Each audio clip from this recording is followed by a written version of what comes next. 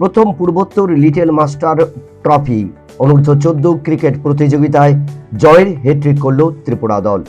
নিজেদের তৃতীয় ম্যাচে নাগাল্যান্ডের বিরুদ্ধে 6 উইকেটে জয়লাভ করে সরাসরি সেমিফাইনালে পৌঁছে গেল ত্রিপুরা। রাজ্য দলের জয়ের ক্ষেত্রে বিহন দাসের 3 রানে 4 উইকেট ছিল তৃতীয় ম্যাচে ইনিংসের উল্লেখযোগ্য। এদিকে আসরের প্রথম ম্যাচে রাজ্য দল সিকিমের বিরুদ্ধে, দ্বিতীয় ম্যাচে মণিপুরের বিরুদ্ধে এবং তৃতীয় ম্যাচে নাগাল্যান্ডের বিরুদ্ধে জয়লাভ করে গ্রুপ চ্যাম্পিয়ন হয়ে সেমিফাইনালে পৌঁছে যায়।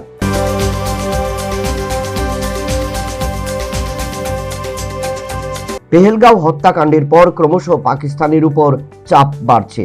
এবার চাপ তৈরি হলো ক্রিকেটেও। ভারতীয় ক্রিকেট বোর্ডের তরফ থেকে আইসিসিকে চিঠি দিয়ে জানিয়ে দেওয়া হলো যেন কোনো বিশ্বকাপে ভারত এবং পাকিস্তানকে একই গ্রুপে না রাখা হয়।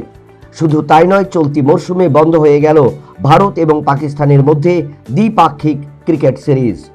বিসিসিআই সহ সভাপতি রাজীব শুক্লা সাংবাদিক সম্মেলনে ঘোষণা করেন, কেন্দ্রীয় সরকারের পরামর্শ মেনেই কাজ করবে এখন থেকে ভারতীয় ক্রিকেট বোর্ড।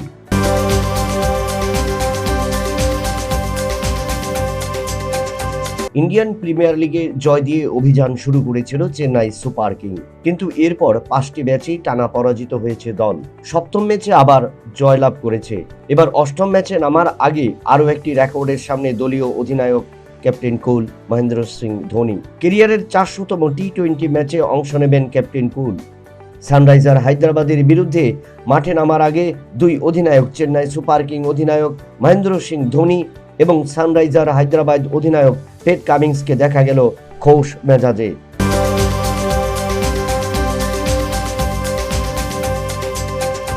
রাজ্য ক্রিকেট অ্যাসোসিয়েশন পরিচালিত 20 দলীয় অনূর্ধ্ব 15 রাজ্যভিত্তিক ক্রিকেট প্রতিযোগিতার শেষ 8-এর তালিকা তৈরি। 8টি দল পৌঁছে গেল আসরের কোয়ার্টার ফাইনালে। গ্রুপ লিগের শেষ ম্যাচে শুক্রবার শান্তিরবাজার মাঠে উদয়পুর সোনামুড়াকে, সাবরুম মাঠে বিলোনিয়া অমরপুরকে, উদয়পুর মাঠে সদর এ দল গন্ডাছড়াকে এবং তেলিয়ামুড়া মাঠে খোয়াই কাঞ্চনপুরকে হারিয়ে নিজেদের জয় তুলে নেয়, যার কারণে তৈরি হয়ে যায় শেষ 8-এর তালিকা।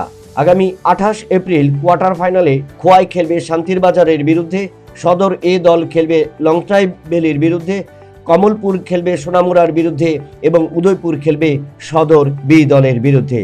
Bureau report, news vanguard.